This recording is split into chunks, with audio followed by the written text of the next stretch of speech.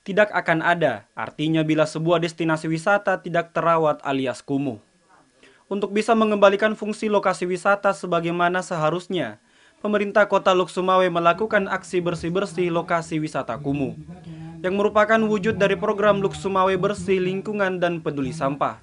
Aksi bersih-bersih pada Jumat 26 Januari dilakukan di lokasi wisata Waduk Pusong Luk Sumawe.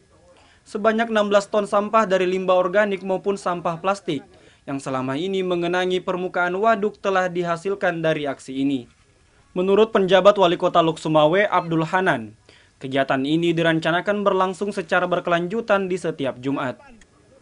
Sehingga Waduk Pusong yang merupakan salah satu destinasi wisata di Luk Sumawe bisa mendatangkan manfaat dan nilai tambah bagi para pedagang maupun masyarakat sekitar.